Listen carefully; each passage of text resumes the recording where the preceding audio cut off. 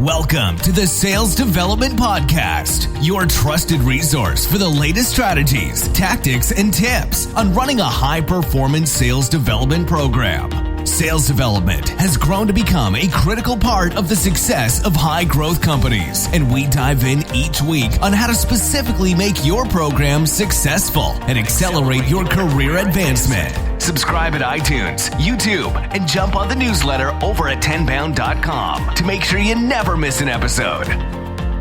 Hello, everybody. Welcome to another edition of the Sales Development Podcast. I am joined today by my esteemed guest, a good friend of mine. We go way back, or at least a few years, Mr. Greg Tapper, co-founder and CEO of Pattern.ai. How you doing today, Greg? Pretty good, but let me just clarify. I wish we don't quite have the URL Pattern.ai. I'm talking with a guy who owns it. It's patternai.co, but hey, you know what's new for startup land? You know, when you can't get the URL that you had your sites on. Anyway, Pattern.ai, but the URL is patternai.co. Okay, my bad. Thank you so much. So it's just patternai.co. Yeah. We'll link that in the comments below if people want to check it out. But right. Greg, you know, when I knew you, you were doing go-to-market consulting, and then you've started this new venture. How did you get into this? And tell us a bit about yourself. People don't know. Sure. Well, so first of all, thanks for having me, Dave. It's great to be talking to you. Long time no talk. It's always great to talk to you about this topic, as you know, we both happen to love the topic. You know, I think the journey began, you know, you mentioned consulting, and I think the journey kind of began a couple years ago when I was at McKinsey here in Silicon Valley. And, you know, I was an associate partner and senior, what was called a senior go-to-market expert. So I specialized in go-to-market strategies for tech companies. And so the idea is that, you know, go-to-market's effectively marketing and sales, if you will, if you want to put it in a simple functional box. But I was focused on go-to-market strategies for marketing and sales leaders and, you know, lots of leading tech companies whose names you would know. And you know, their challenges were always, you know, how do we drive conversion? How do we increase our growth? How do we capture new markets? Classic stuff that we think about strategically that kind of distills down to what sales reps and marketers and people are often grappling with. And when I was there, I think, like, you know, all things McKinsey, you have a chance, you have kind of a front row seat to really, you know, the best and brightest ideas. And you know, really one of the hallmarks of McKinsey is the collaboration with lots of, you know, really super bright colleagues who are doing really interesting things. And I started working with a number of data science colleagues and machine learning experts to kind of bring them into studies that we were doing, which is what we call projects, but the studies that we were doing on go-to-market strategies. And we started working. And so, you know, they didn't know oftentimes a lot about go-to-market. And I certainly didn't know very much at all about data science and machine learning. And as we sat there and kind of worked on coming up with different solutions, it was one of these kind of light bulb moments where, you know, I just saw the insights that we were getting that you could not get with Excel. You can't get with Excel. You can't even get them with, you know, really were actually amazing tools like Tableau and Alteryx and others, or certainly even a lot of the analytics tools that are built into software applications that a lot of our clients were using. And so I saw that you could do these incredible things with machine learning and data science. And it was this light bulb moment where I just said, this is the next thing. I mean, why would anybody not be doing this? And of course, the answer is, you know, and everything most people know is because, you know, most companies can't get access to really good data scientists. And even if they do, it might be just a couple. And even if they have those people, they can't get access to, you know, the capabilities and know-how and have kind of the framework or the approach or the recipe for how they would actually build these data science applications. And so I started thinking about it a little bit and started, you know, I literally, you know, just kind of sit down, kind of pull a data science colleague into a conference room. We sit at the whiteboard. I would just say, you know, how can we put this stuff in a box so it doesn't become consulting, but maybe we could turn it into a piece of software. And we kind of came up with a couple of ideas. And that was sort of toward the end of last year.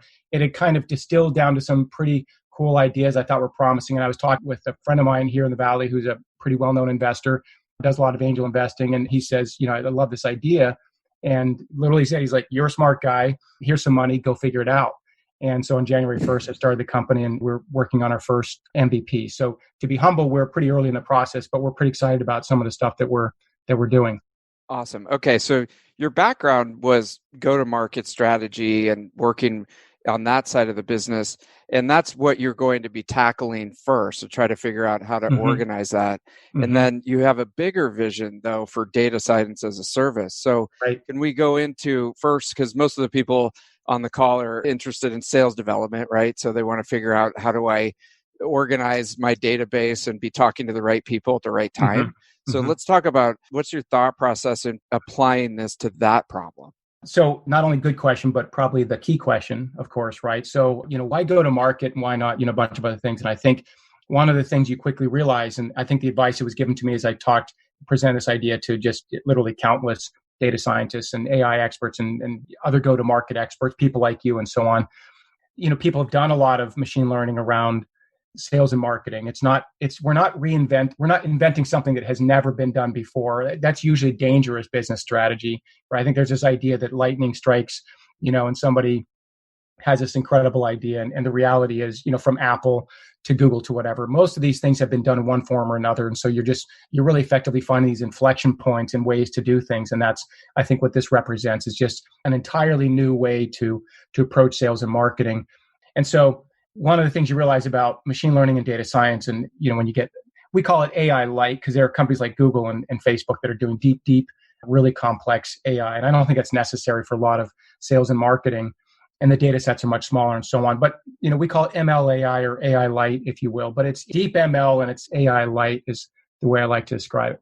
Those are sort of unwieldy technologies. They're super complex and sophisticated. And I think, we might even be losing some of your audience right now. Is like, okay, get to the point. Well, the big point is that it's a big technology. It will change sales and marketing forever. That's a 100% certainty. And, my recommendation to anybody listening is that they should be not only embracing, but learning and starting to build some degree of expertise and mastery in this in sales and marketing. So we're starting with go-to-market because you need to be focused and you need to have a very, what are called narrow solutions for AI. And so our approach is to start with narrow solutions that affect a very broad number of companies. In the go-to-market space, we're starting with two modules, if you will. We call them engines, data science engines or machine learning engines. The first is a segmentation engine that helps people like sales development reps, but probably more sales leadership and marketing leadership or marketing ops, identify their best customers. In the Valley, we've talked for a long time about the ICP. I think, you were out there kind of pounding the table early on this. I know I was early on as a consultant. And you're starting to see this gain a lot of steam. It's pretty standard here in the Valley, and I think you're starting to see it in other parts of the country. In fact, even in the world as well, as I've kind of traveled around. But people don't really have a deep framework or approach, or certainly the tools to create an ICP. And when you talk to them, you say, "What's your ICP?" And I've seen this in many boardrooms if I've presented to these teams. And I say, "Well, it's our ICP is healthcare, or it's financial services, or it's mid-size healthcare." But there's not a lot of intelligence to that. Those are kind of things you can do in Excel. You kind of sort your data and say, a sales rep might do this, right? They might just say, "Who did I sell to most last year?" "Oh, it was mostly healthcare deals." "Okay, so healthcare's our ICP," or large healthcare companies. In reality, if you use machine learning, you can do it across what are called multiple dimensions, literally unlimited number of dimensions. And so you can look at 25 different factors that might define who your ICP is. And so one of the things we're starting off with is defining the ICP using machine learning. And we think this is going to bring a whole new level of understanding for our customers, which are going to be mostly technology companies start off with, about who their ICP will be. That's the first one. And then the second one, building what we call propensity models. And the idea of propensity model is, people might refer to it as, lead predictions, but it's much more than that. We don't really just predict the likelihood something will become a lead. There are other things you can predict with these models. So big picture is we can identify who to sell to, and in terms of the profile, so you can go get more of those types of companies, but we have a great approach to doing that. And then another approach is just predicting, giving them some indication of who will become a customer and then how much they're likely to spend with you based upon a whole bunch of different signals. So there's a couple things there. So, it's interesting that I think about, there's always the advice of find your ICP from an account level. Like that's like foundational. It's almost noise at this point because it's so common advice. But how are people solving for that right now? And how will that change using the application of AI? Well, so that's a good question. Thanks for going a little bit deeper on that. So let's talk tactically for a second here. So I hope that wasn't too long beginning, but it is important to understand those concepts. The first is, if you look at what people are doing today, they will have maybe they call a lead scoring sheet. So everybody's doing some form of lead scoring, right? Where they'll say, okay, if you get an inbound form fill or phone call or email from a CEO, that's 3 points. If it's a VP marketing, it's 2 points. And if it's a manager level, it's 1 point. If it's a CEO from healthcare, it's 4 points because healthcare counts for 1, and so on. So they have these simple kind of systems. It's the right idea. It just doesn't have the power and sophistication that you can get with machine learning. So what we have seen in our work, and this is stuff that that we did at McKinsey, and the clients that we had kind of done this for were really blown away by the level of insight that we could provide. But you can say down to a number. Well, it's actually literally unlimited number of variables. So you can say the size of the company, the location, the number of employees, number of offices, the number of engineers that they have on staff. You can literally go as deep as you want. You can say, look, our best customers are companies that are on average. In fact, we found this with a client that are on average, they are less than 30 years old. So they're not old companies, but they're older than 13 years old. So they're not startups, right? And so age was actually a predictor or correlated with the success of whether or not that lead would become a customer. So we could go to that client of ours could go to somebody. This is just one of the factors, but just to simplify it and make it clear, that they could go to their lead list and they could go, using DMB or ZoomInfo or some of these other data augmentation services. They can go there and say, we want to find, or LinkedIn, obviously, we could find companies that are, say, older than 13 years. So they were established, more than 13 years ago, but they're not, 50 or 60 years old, right? And then you add another factor in, like size. And then you add another factor in, which is, are they based in the West Coast or East Coast? Then you add another factor in, which is, what industry are they in? Then you add another factor in, which is, is the CEO male or female? Maybe that influences things. You can keep adding these factors. Excel completely breaks down at about 2 dimensions, right? So if you do size and industry, you can sort of sort by one column, and then maybe within that filter, you can filter by, say, industry, right? And you can see the revenues and say, oh, those are, but you can't do a couple things. You can't get predictive value and say there's a correlation that, as company size increases, our deal size increases, or that as the number of employees in a company increases, the number of engineers increases in a company, or deal size increases. It depends on, what you're selling.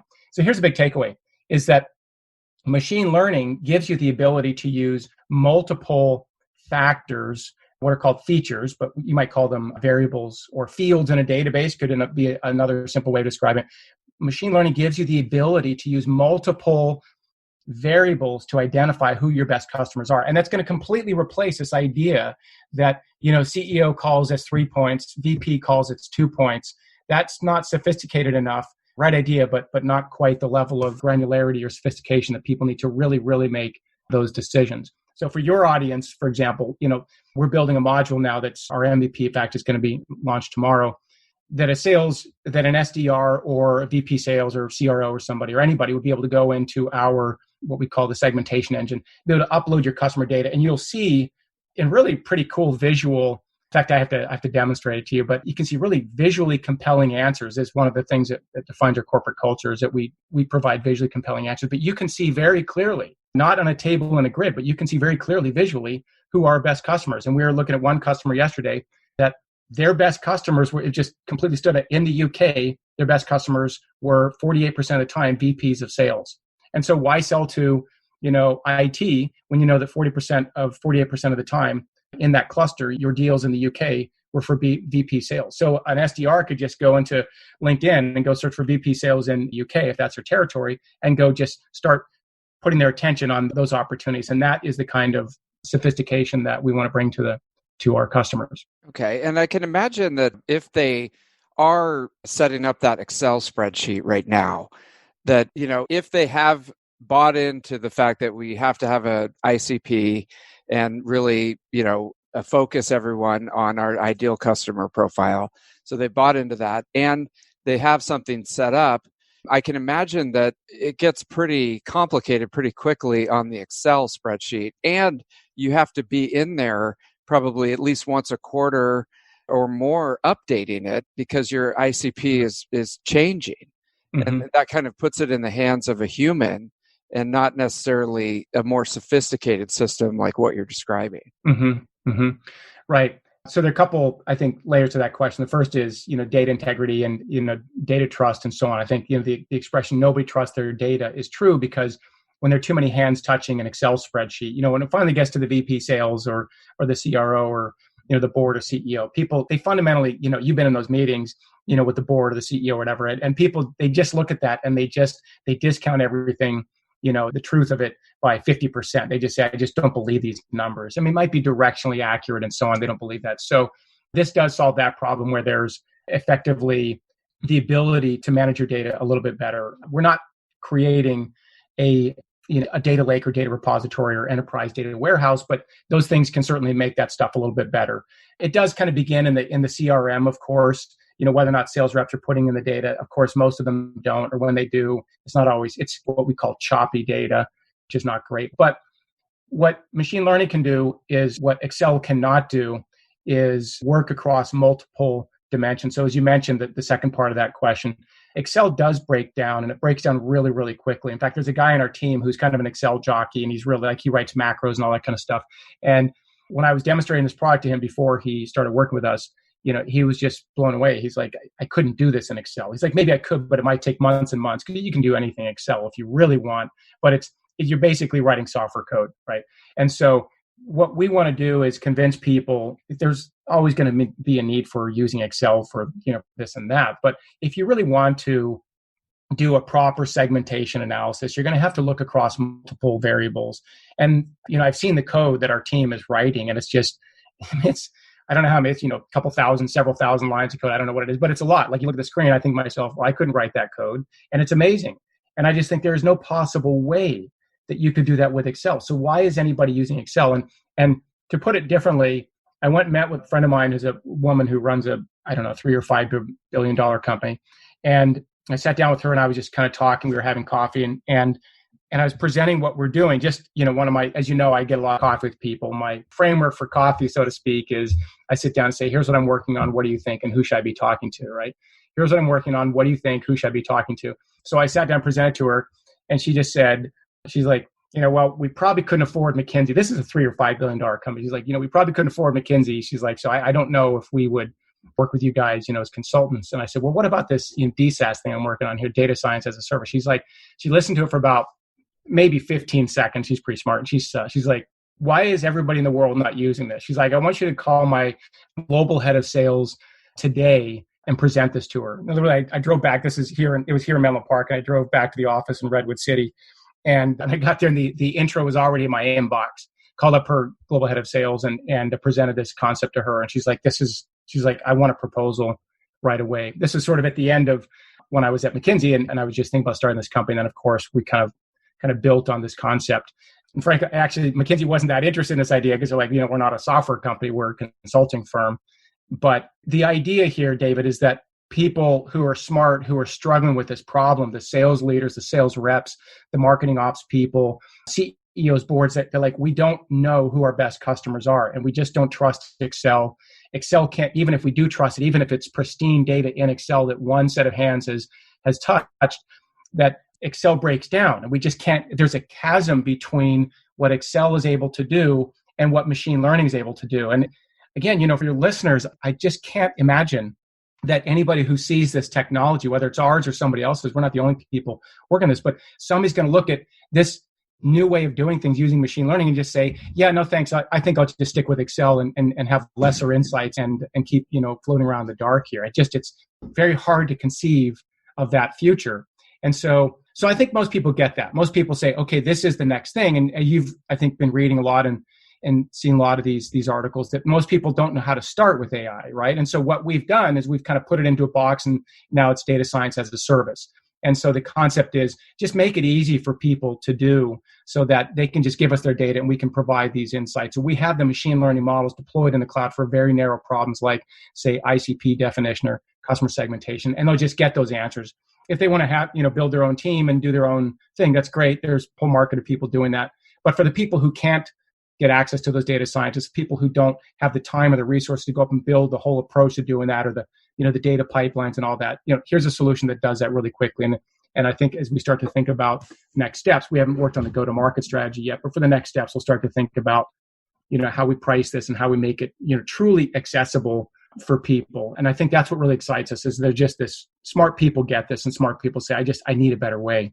And it's interesting because there's kind of those silos at companies that could potentially use this. So you got the marketing team and then the sales development team sort of interfacing between marketing, and then you've got the sales team. And, in your mind, who would own this? Would there be, and then I know that it depends on the size of the company and how many different verticals they're going after. There's not just like one funnel at a company. There's multiple funnels. But in your mind, who would own the creation of the ICP using this, and then, bringing that through to, because you could see that all the different, results of having an ICP that's created and agreed upon and dynamic, it could flow throughout those three different silos. You know what I mean? Yeah, right.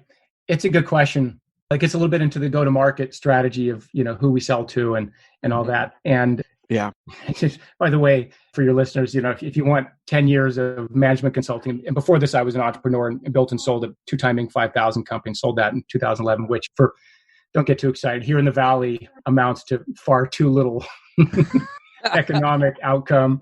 It's funny. It's pretty humbling when you're out here and you see, I sold my company for $7 billion. How much you sell yours for? Anyway, but, after being an entrepreneur, I spent about 10 years as a management consultant, and I can distill go-to-market strategy into three questions, right? This is fundamentally, there are three things that people answer, whether you're marketing or sales or you're the board or CEO or whatever. It's who do we sell to?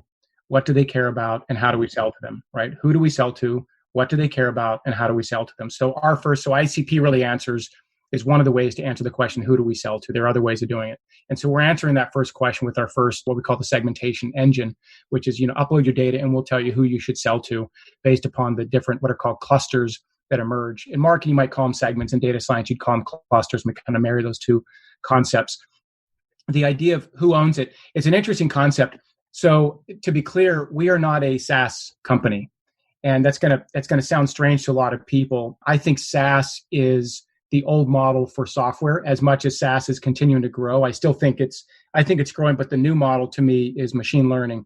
And if you look at how companies like Amazon and others price their products and think about selling it, even companies like Snowflake, it truly is usage-based model. It's not a per seat model. SaaS companies, they still do price per seat, right? So it's $100 per seat per sales rep per month. And the real model of SaaS, the real promise of SaaS, which has not yet been truly affected, I think, by most companies. A couple of them are kind of picking up on it. Snowflake's one example. I know the investors over there, we've talked about that. There are some interesting models that Amazon's using. Amazon has, pay attention to those guys, of course, but their AWS platform is incredible.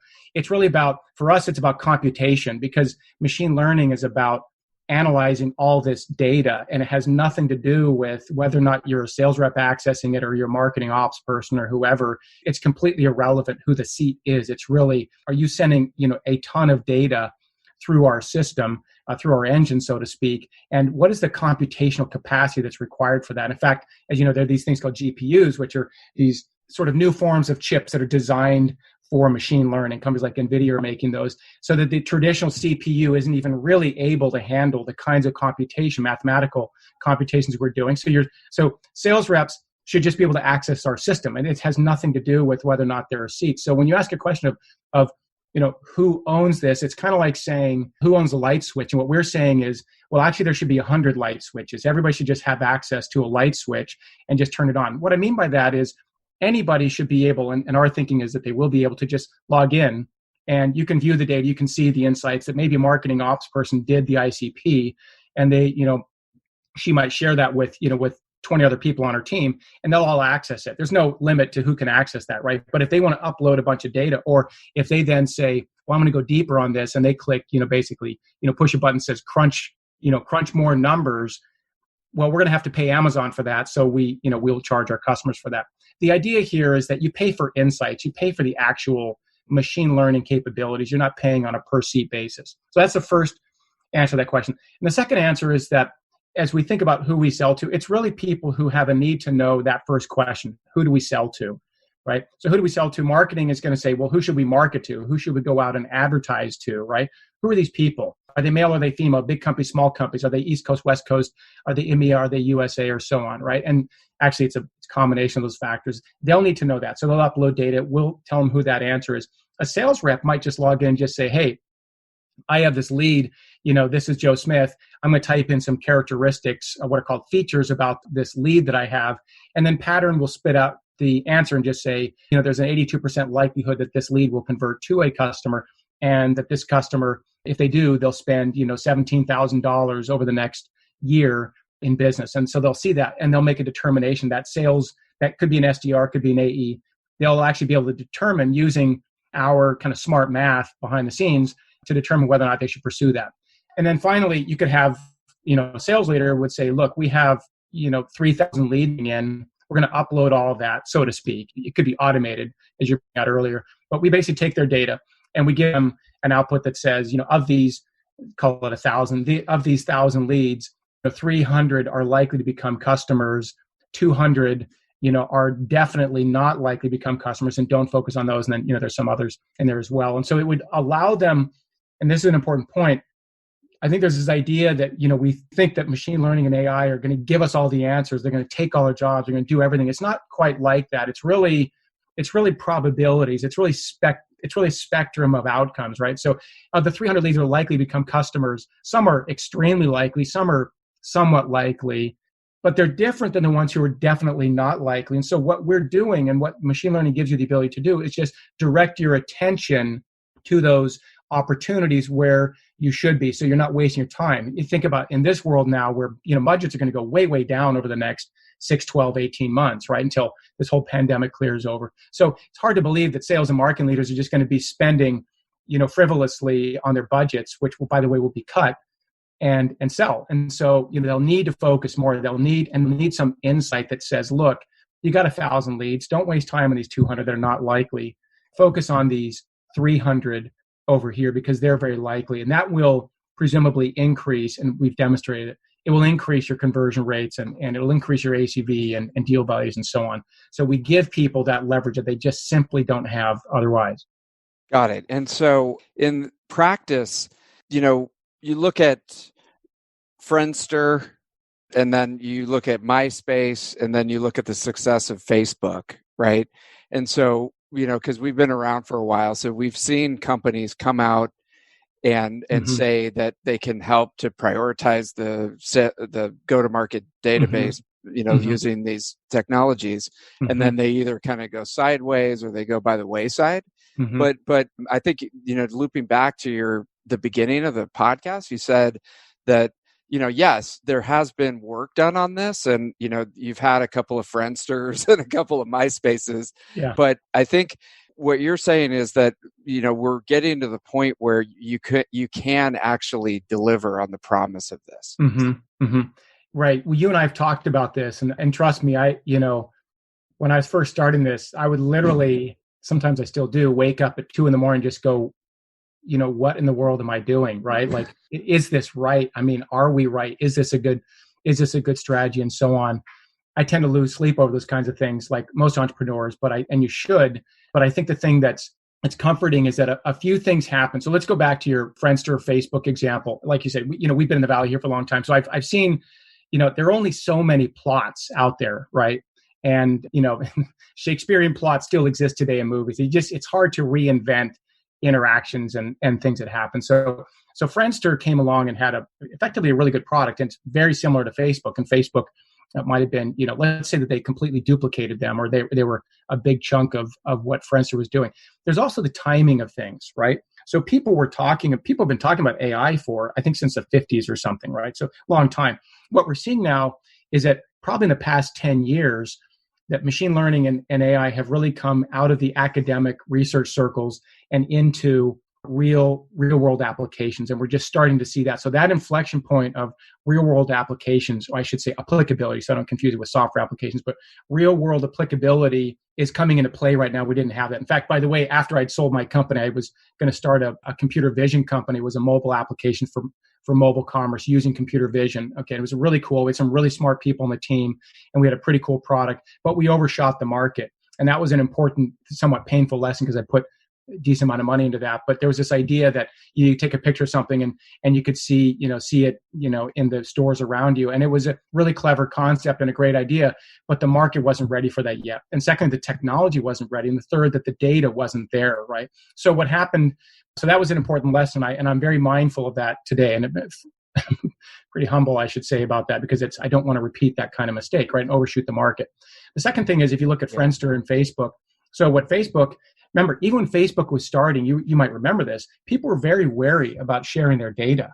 And, you could log in with, Facebook to different sites, and people worried about this, Facebook sharing all of our data. They still are today. I think most of us have either become sort of, kind of, I don't know, desensitized to it, or we just say, it doesn't matter what people know about me because there's 7 billion other people that people can worry about, right? But one way or another, over the past decade or so, people become less and less sensitive about their safety and sharing their friends, or their privacy, I should say, and sharing private data and connecting with all these different strangers and people and all the. And so social media, it took a massive amount. Fundamentally, the product must have been so good, I guess, that people really loved it. I think LinkedIn, for example, is an extraordinary product. I just can't imagine. In fact, I can't imagine how you sold that, because I used to sell like you did years ago before LinkedIn. But today, it's just this incredible social platform. We don't get our news there. We connect with people. People reach out to me all the time, say, hey, interested in pattern AI, and let's talk about that. So we've completely put aside all these concerns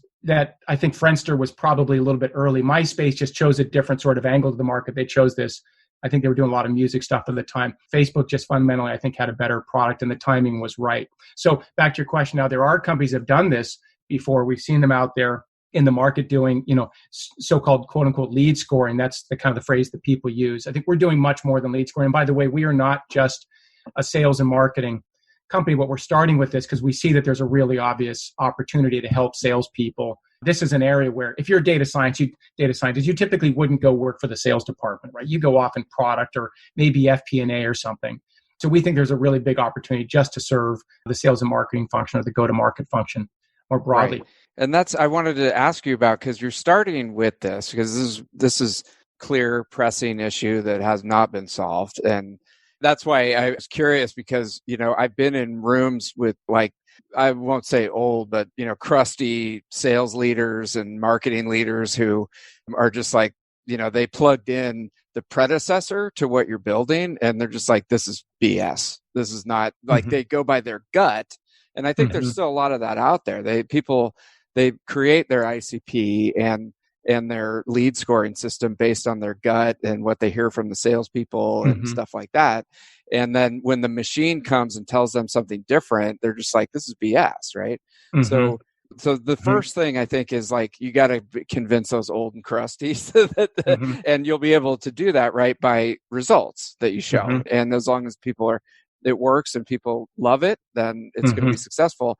Now, also, your vision is bigger, though, than just go to market, because as data science as a service, you can apply this to millions of different use cases, right? I mean, not millions, but I don't know. I mean, it seems like you need to plug this into solving COVID-19 and, all these other things, right?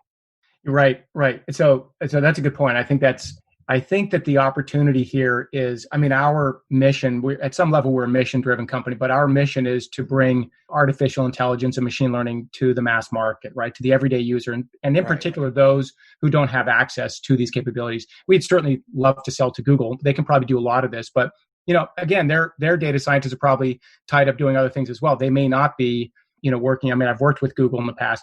They may not be using their data science team to help with their go-to-market strategy. I'm sure they are, because I've seen some of the stuff that they do. But the reality is that 99% of the market, and there are 36 million companies in the United States, millions and millions of companies just will not in the next 5-10 years have access to data science capabilities. And somebody's going to have to bring that to them. And so whether it's go-to-market, or we're going to help them with their COVID-19 strategies, whatever that looks like, helping airlines, do better pricing based upon, the dramatic changes in fuel pricing, like where do you suddenly make these dramatic mathematical, insights? And you simply can't do that stuff in Excel, or you need people who are, writing software code to do that. And that's what we're done. We kind of plug that in there. I want to get back to your point about for sales because, and I just want to impress this point upon, I think, your audience here, which maybe it's salespeople, but it's probably also a lot of marketers. If it's sales development people, they're overseeing a lot of that. We're afraid of the things that we don't know. And, machine learning and AI and, all this drama about robots overtaking everything. It's pretty daunting and it's intimidating if you think about that, dystopian future. But on the other hand, if you see the stuff that we're seeing, if you see the insights that we're getting with our customers, I would urge, any sales development rep or any marketing leader or sales leader to really embrace this exciting technology, because machine learning is the future of everything, including in sales. It's happening today and it works. And it's not perfect and it's certainly early, but it is incremental, I would say quantum advantage over how other people are pursuing their go-to-market strategies. And so if you're a sales rep and you can type in a name and get an incremental advantage of insight or answer about should I sell to this person or not? Should I reach out to this person? And secondly, what should I say to them?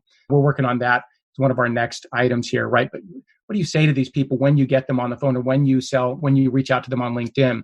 That these things are enabled by machine learning. And so your sales audience here, and marketers as well, should be embracing this technology because it really will provide massive leverage to what they're doing today. It's going to give them insights and answers that they simply would not have otherwise. And we just think that's incredibly exciting. It's amazing that we can bring this to smaller companies that don't have, the massive budgets and billion-dollar, revenue. You can, because of the computing power that we have today and the ability to pull things together, you can bring it to companies that would not be able to do this, just a few years ago. It's an interesting point. So if you think I talk with a team and I just say, this is incredible. Like you look at what Amazon is doing. It's a service to companies like ours. Like there's Jeff Bezos would say, it would be irresponsible of us not to use AWS. Google Cloud is another example. Azure, we happen to use Amazon, but these cloud platforms or infrastructure as a service. I mean, we couldn't have done this 5 years ago.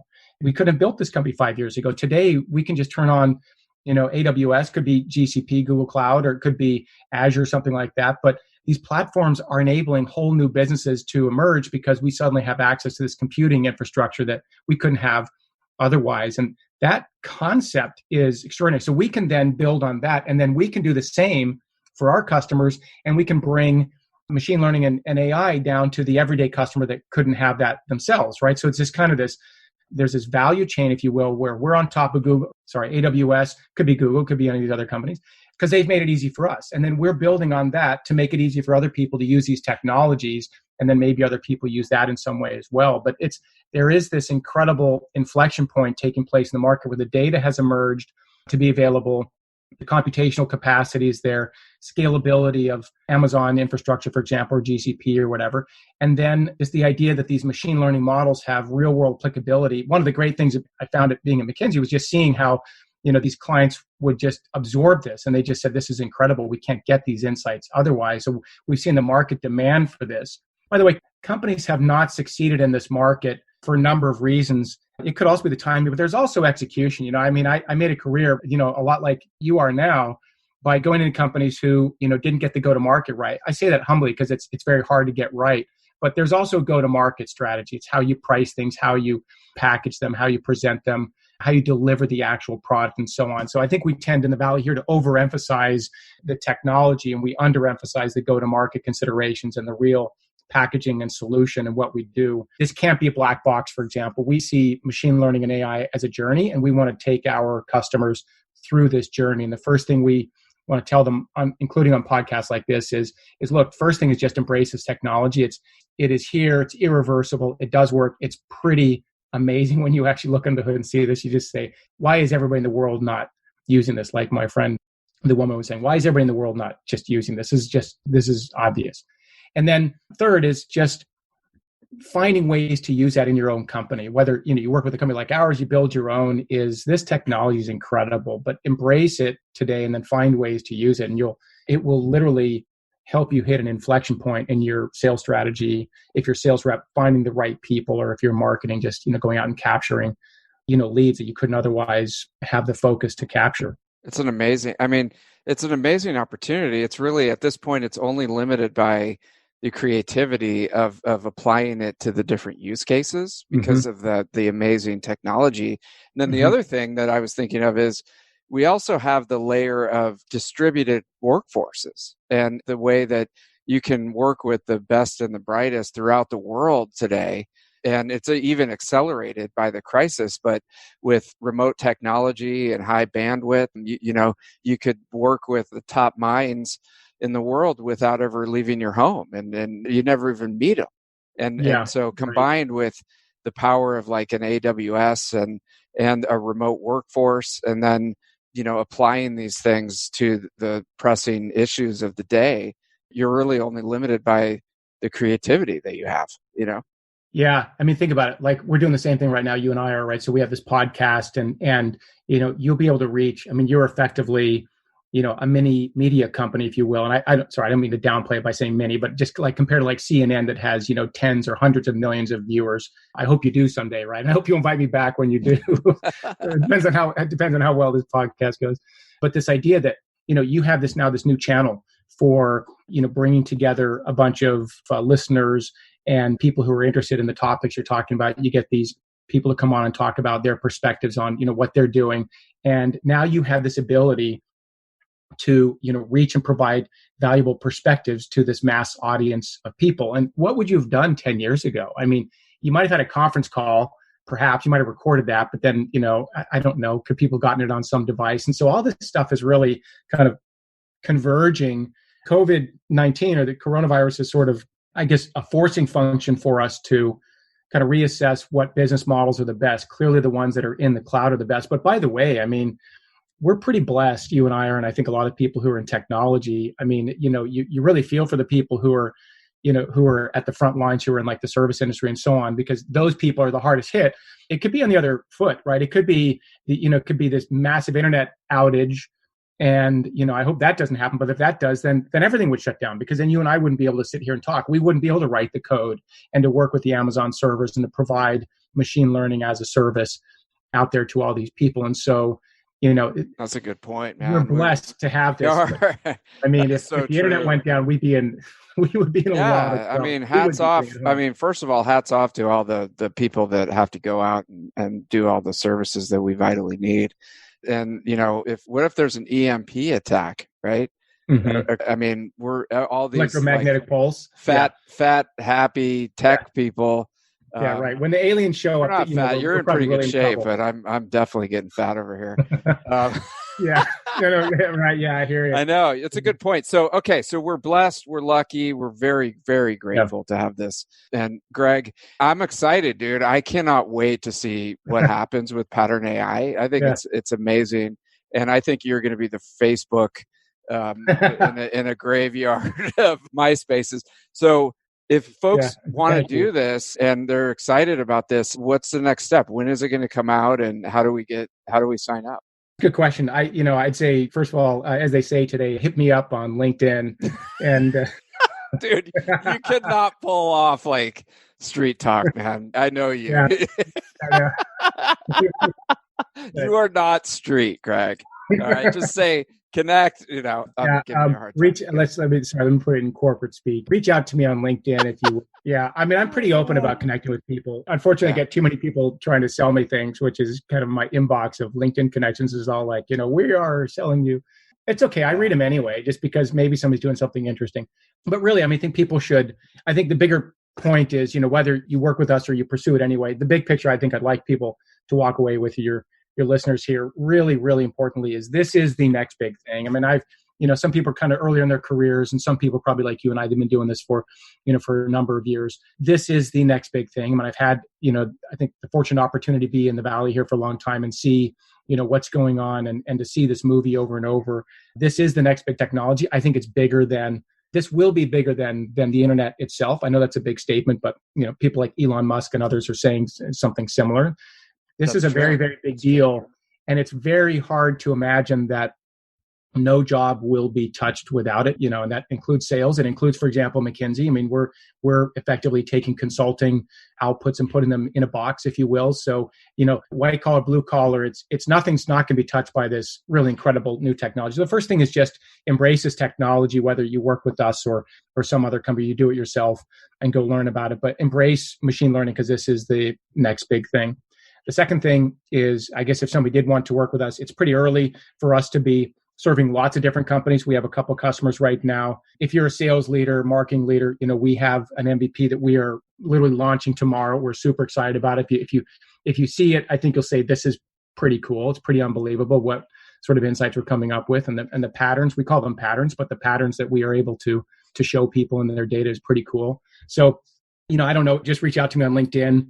Probably a lot of people who are listening to this podcast are people I know, because I think you and I have a pretty good network here in the Valley. So we might be, talking to people who already know us. So if you're listening, we know each other, just reach out to me. I don't know if you know that we're working on this, but I'd love to show you what we're doing. And I'll lead you with my perspective about how I approach these things, which is, here's what I'm working on. What do you think? And, who should I be talking to? I'd love to hear what you guys think. So feel free to reach out to me on LinkedIn, and I would love to chat. I love that.